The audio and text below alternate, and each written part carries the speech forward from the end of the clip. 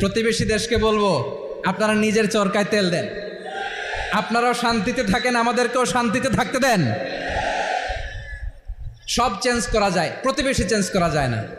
আমাদের ল্যান্ড তাদের ল্যান্ড পাশাপাশি, আমরা চাই তারাও সুখে থাক, আমরাও সুখে থাকি, ঠিক কিনা? কিন্তু প্রতিবেশী হলে বন্ধুত্বপূর্ণ আচরণ করতে হয়। প্রতিবেশী যদি বন্ধু না হয়ে প্রভু হতে চায়, এরকম দানব প্রতিবেশী কেউ চায় না। ভারত যদি বন্ধুত্ব উপহার দেয়, আমরাও বন্ধুত্ব দিব, কি বলেন? তারা যদি বন্ধুসুলভ আচরণ করে, আমরাও বন্ধুত্ব উপহার দেব। কারণ আমাদের পররাষ্ট্র নীতি হচ্ছে সবার সাথে বন্ধুত্ব, কারোর সাথে বৈরিতা নয়। আলহামদুলিল্লাহ বলেন, কত চমৎকার পলিসি আমাদের। আমরা নির্বিবাদী, আমরা বাংলাদেশিরা শান্তিকামী, we are proud of that. এজন্য আমরা গর্ববোধ করি। আমাদের পররাষ্ট্র নীতি সবার সাথে বন্ধুত্ব, কারোর সাথে শত্রুতা নয়। তাই প্রতিবেশী দেশকে বলবো, আমার ভাইয়েরা, আপনারাও আমাদের ভাই, বন্ধুত্ব দিলে বন্ধুত্ব পাবেন। বন্ধুত্ব ইজ ওয়েলকাম, দাদাগিরি নয়। বন্ধুত্ব ওয়েলকাম, দাদাগিরি নয়, লাউড অ্যান্ড ক্লিয়ার। ভারত যদি বন্ধুত্ব দেখায়, বন্ধুত্ব পাবে। কিন্তু ভারত যদি বাংলাদেশে আধিপত্যবাদ বিস্তার করতে চায়, বাংলাদেশের 18 কোটি জনগণ সেটা রুখে দেবে। ভারত যদি গৌর গোবিন্দের ভূমিকায় নামতে চায়, দেশের 18 কোটি মুসলমান শাহজালালের ভূমিকায় নামবে।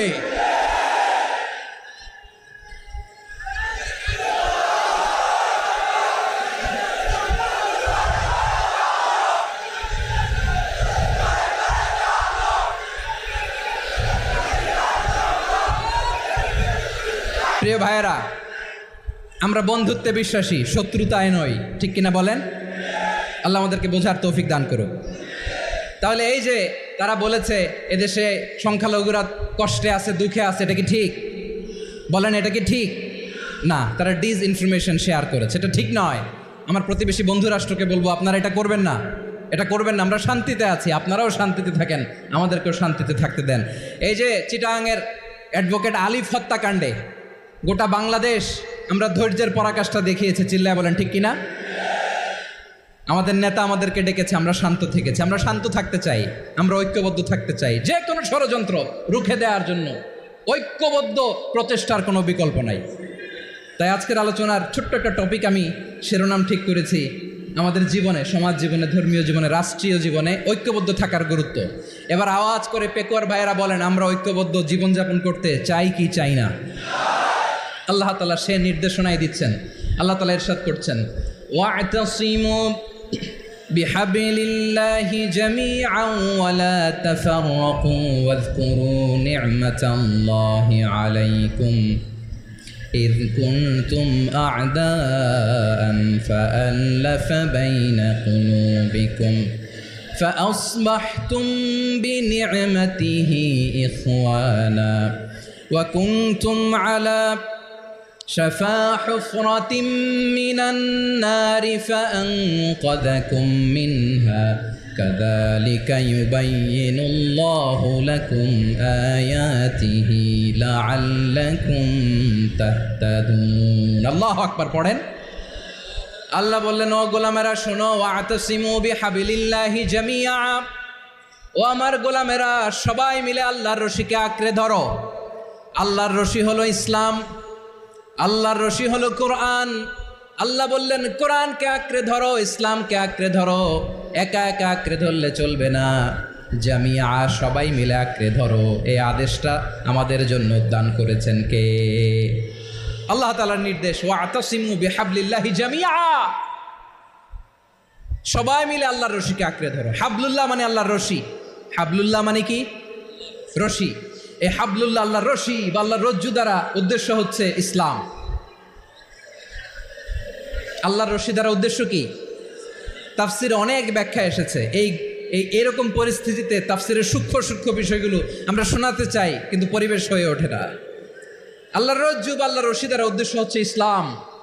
আল্লাহর রজ্জু বা আল্লাহর রশি দ্বারা উদ্দেশ্য হচ্ছে কোরআন, কারণ কোরআন আমাদেরকে ঐক্যবদ্ধ করে, ইসলাম আমাদেরকে ঐক্যবদ্ধ করে। চিল্লায় বলেন, ঠিক কিনা?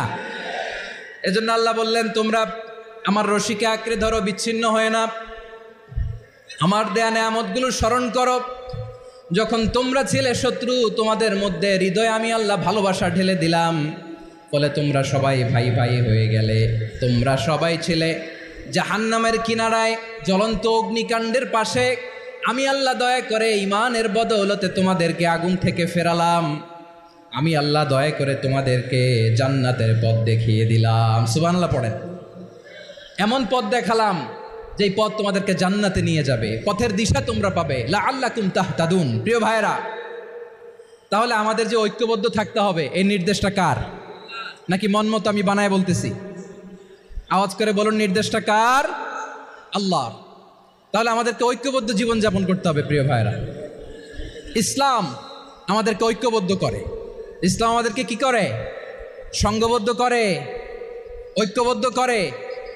বিচ্ছিন্ন হওয়া যাবে না। বিরোধ, বিচ্ছিন্নতা, মতানৈক্য এগুলো আমাদেরকে ধ্বংস করে, আমাদেরকে দুর্বল করে। আর আমাদের ঐক্যবদ্ধ প্রচেষ্টা আমাদেরকে বিজয়ের দিকে এক ধাপ এগিয়ে নেয়। চিল্লায় বলেন ঠিক কিনা?